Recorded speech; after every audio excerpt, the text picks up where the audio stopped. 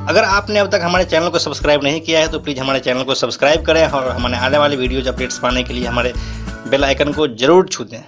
यह corona virus जैसी वैश्विक महामारी ने पूरी दुनिया को वायु प्रदूषण को अलग तरीके से देखने का नज़रिया दिया है। भारत में वायु प्रदूषण की वजह से हर साल लगभग 12 लाख से ज़्यादा लोग अपनी जान गंवाते हैं।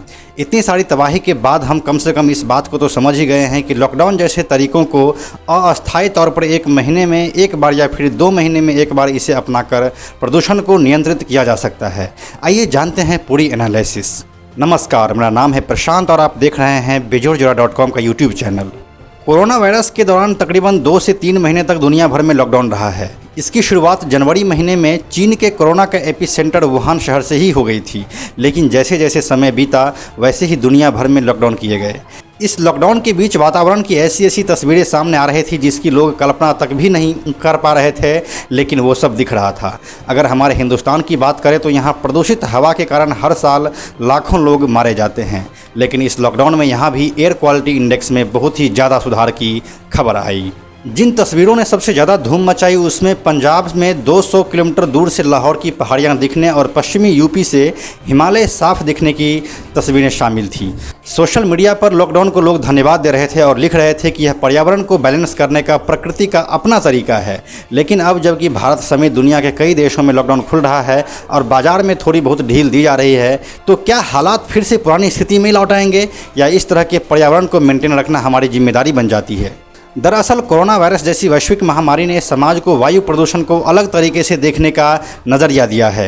जहां एक तरफ लॉकडाउन ने वैश्विक अर्थव्यवस्था की रफ्तार बिल्कुल रोक दी, तो वहीं इसकी वजह से वैश्विक प्रदूषण स्तर पर बड़ा फ़र्क देखने को मिला। समझना बिल्कुल आसान है, क्योंकि जब फैक्ट्रियां बंद होंगी, सड़क पर वाहन नहीं होंगे, रेलगाड़ियाँ नहीं चलेंगी, बाज़ारें बंद रहेगी और विमानों पर भी रोक होगी, तो इसका सीधा असर पॉल्यूशन लेवल पर पड़ेगा। यह हुआ भी, जिसे सबने देखा और महसूस भी किया। भारत जैसे देश में वायु प्रदूषण की वजह से हर साल लगभग 12 लाख से ज़्यादा लोगों की जान जाती है। कई बीमारियां अस्थायी तौर पर लोगों की ज़िंदगी में शामिल हो जाती है, जैसे अस्थमा, एलर्जी, बीपी या माइग्रेन जैसी समस्याएं। यह सब ऐसी बीमारियां हैं जिसका सीधा ताल्लुक वायु प्रदूषण से ही है।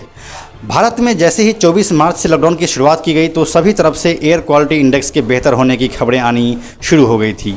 दिल्ली, नोएडा और मुंबई जैसे प्रदूषित शहरों में हवा की गुणवत्ता में लगातार सुधार हुआ है। दिल्ली और उत्तर भारत के शहरों में दिवाली के बाद स्मॉग की चादर पूरे हिस्से को अपने चपेट में ले लेती है।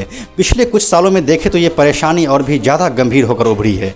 दिल्ली जैसे शहर में, जो कि देश की राजधानी भी है, यहाँ खतरनाक स्मॉग फैलने के बाद तो सरकार भी बिल्कुल नाकाम दिखाई देती है। तो क्या अब जिस तरह से लॉकडाउन खोले जा रहे हैं, एक बार फिर सर्दियों के मौसम में वैसा ही स्मॉग देखने को मिलेगा, या फिर कुछ बदलाव कर हम लॉकडाउन से सीख सकते हैं? बिल्कुल सीखना ही चाहिए, बिना मतलब के अपनी गाड़ियों को सड़क पर नहीं निकालना चाहिए। एक्सपर्ट्स ने लॉकडाउन को अस्थायी तौर पर प्रदूषण के इलाज के रूप में देखा है। एक्सपर्ट्स का यह भी कहना है कि लॉकडाउन के दौरान वायु प्रदूषण के अलावा ध्वनि और जल प्रदूषण में भी भारी कमी आई है। इसके पीछे की वजह है मानव द्वारा किसी भी तरह की गतिविधि का बहुत कम होना। इस बात को हम सभी जानते हैं कि शहरी इलाकों में सबसे ज़्यादा प्रदूषण गाड़ियों की वजह से ही होता है। लॉकडाउन ने इस पर तकरीबन पूरी तरह से रोक लगा दी। सिर्फ वही वाहन चलाए गए जिनका इमरजेंसी सर्विसेज में इस्तेमाल होता है, जैसे कि एम्बुलेंस और एसेंशियल कमोडिटी वाली वस्तुएं। एक्सपर्ट्स की माने तो हम आगे भी अस्थायी तौर पर प्रदूषण की समस्या से निपटने के लिए लॉकडाउन का इस्तेमाल कर सकते हैं, विशेष तौर पर दिसंबर और जनवरी के महीने में, जब उत्तर भारत बुरी तरह से स्मॉग की चपेट में आ जाता है। तो यह अब हमारी जिम्मेदारी बन जाती है कि लॉकडाउन से जो हम सीखे हैं वह अभी अपने आने वाली ज़िंदगी में इस्तेमाल करें तो ज़्यादा बेहतर होगा। आखिर यह वातावरण हमारा है, यह पर्यावरण हमारा है, यहाँ हम सांस लेते हैं और इसको साफ रखने की जिम्मेदारी भी हमारी ही है। आशा है इस बात को आप लोग समझेंगे, इस देश के नागरिक समझेंगे। इस कोरोना महामारी को देखते हुए आप भी अपने घरों में रहें, बच्चों और बुजुर्गों का खास ख्याल रखें और अपने चारों तरफ हाइजीन मेंटेन करें। यह वीडियो अगर आपको पसंद आया तो इसे लाइक और शेयर जरूर करें। आने वाले वीडियोज़ के लिए बेजोड़ जोड़ा को सब्सक्राइब करके बेल आइकन को टच करना ना भूलें। Thank you so much.